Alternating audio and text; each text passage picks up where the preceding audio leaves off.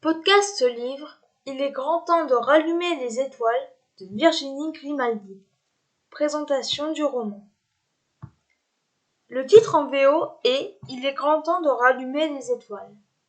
Il a été publié en France en 2018 aux éditions Fayard.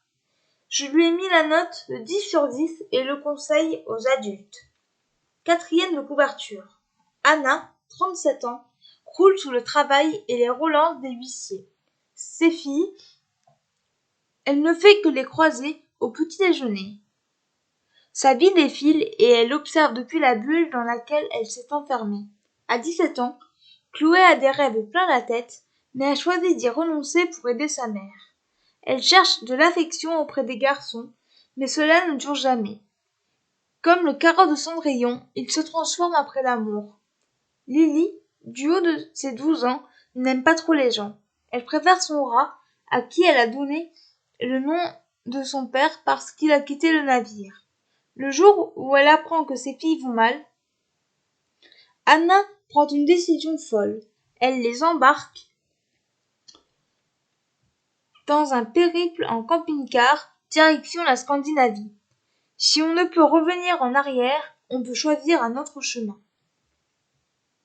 Ce que j'ai pensé de ce roman. C'est un coup de cœur. Le résumé étant long, pas besoin d'en rajouter. Les personnages sont attachants. Anna est une mère célibataire de 37 ans. Elle essaie tant bien que mal de joindre les deux bouts et d'éviter les huissiers de justice. Cette jeune femme adore ses filles, Chloé 17 ans et Lily 12 ans. Chloé, 17 ans, est lycéenne. Son rêve est de poursuivre ses études supérieures en Australie. Elle tient un blog, Les Chroniques de Chloé, où elle exprime ses ressentis. Elle possède une grande sensibilité et a le besoin d'être aimée par les garçons. Lily, 12 ans, est collégienne.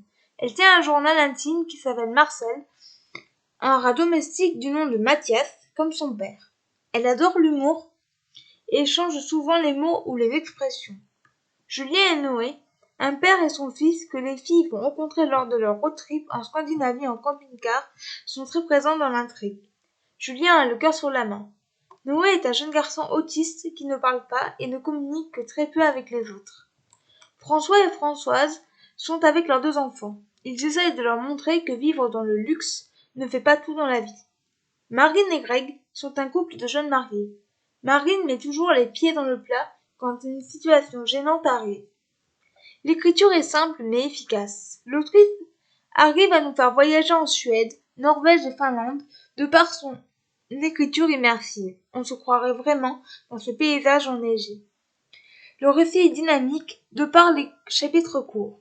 Les points de vue alternent entre Anna, Chloé et Lily. Chacune a un style bien particulier. Anna par une écriture linéaire, Chloé sous la forme d'un article de blog et Lily par celui d'un journal intime.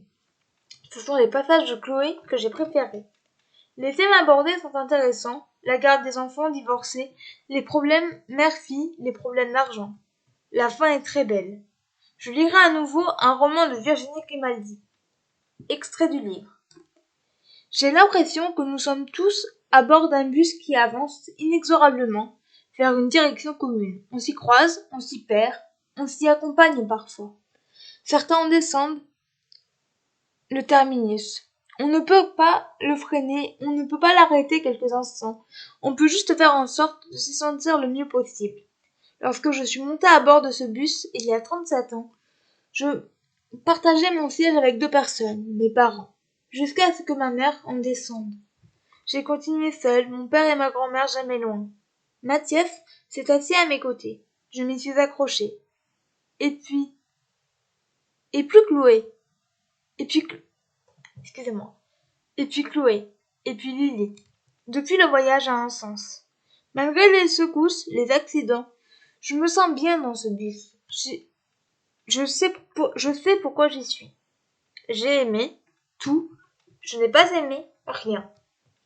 Voilà, c'en est tout pour ce podcast. J'espère qu'il vous aura plu. N'hésitez pas à me donner vos avis et vos commentaires sur YouTube, à vous abonner à la chaîne, et je vous retrouve très bientôt pour un nouveau podcast. Ciao!